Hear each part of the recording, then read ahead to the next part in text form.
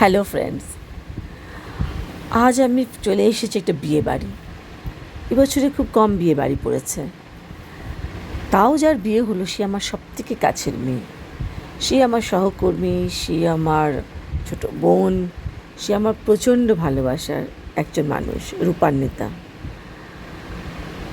আমি সবসময় রূপান্বিতাকে দেখলেই বলতাম, তোর জন্যে ভালো কেউ কোথাও একটা অপেক্ষা করছে, দেখবি একদিন হঠাৎ করে সব ঠিক হয়ে যাবে। একদিন আমি অফিস গেছি, ও দেখি দাঁড়িয়ে আছে। আমি ওকে দেখে বললাম, সেদিনকে আমারও জানি না কী কারণে খুব মন খারাপ ছিল। হঠাৎ করে আমি ওকে দেখে বললাম, কী রে, কোনো খবর নেই? কবে আর খবর দিবি? এবছর তো চলে যাচ্ছে। তখন আমাকে বললো, তোমার জন্য একটা খবর আছে। আমি বললাম, কী খবর?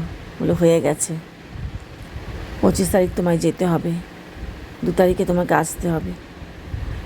I was crying. আনন্দে খুশিতে যে চোখ দিয়ে জল বেরোয়, ও পুরো অবাক হয়ে গেছে আমাকে দেখে। আমি বললাম, বাবু আমি তো 26 বেরিয়ে যাচ্ছি, 25 আমি কী করে আসবো বল?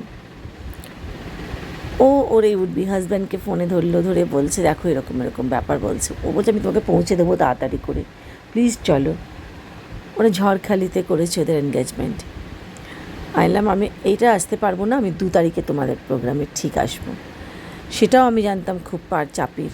1 তারিখ আমার মধ্যরাত্রে ফিরেছি, 2 তারিখ অফিস করেছি, তারপর আবার এসে বিয়ে বাড়ি যাওয়ার পরে মনে হলো সত্যিই খুব ভালো করেছি এসে। এত খুশি দেখেছি ওর চোখে, কী বলবো। গিয়েই এত সুন্দর একটা মুহূর্ত। তখন ওর 7 পাকে বাঁধা পড়ছিল, তখন ওর মাথা লাল সিঁদুর পরিয়ে দিচ্ছিল অত্রেশ। কৌশানীর সঙ্গে বহুদিন বাদে দেখা হলো। ও আগে আমার অফিসে কাজ করতো, এটি ওর পুত্রকে নিয়ে এসেছিল। দুজনে মিলে অনেক গল্প হলো, খাওয়া দাওয়া হলো, মজা হলো। খুব সুন্দর অ্যারেঞ্জমেন্ট ছিল, দারুণ সাজিয়েছিল, দারুণ ডেকর। আর রূপান্বিতা এত ভালো, এত সিনসিয়ার, এত ডেডিকেটেড, এত মানুষকে রেসপেক্ট দিয়ে কথা বলে, একটা মিষ্টি মেয়ে। আমি ওকে বলতাম, তোকে যে পাবে না তার কপাল খুব ভালো। ওর হাজব্যান্ডকেও আমি তাই বললাম। হাজব্যান্ডটাও খুব মিষ্টি, খুব জভিয়াল, ভেরি স্মার্ট গাই। কী সুন্দর, দেখে শুনে বিয়ে, অথচ বাড়ির কাছেই একদম। আমার খুব ভালো লেগেছে। বিয়ে বাড়িটাতে যাওয়ার পরে মনে হলো, না আমি এসে খুব ভালো করেছি।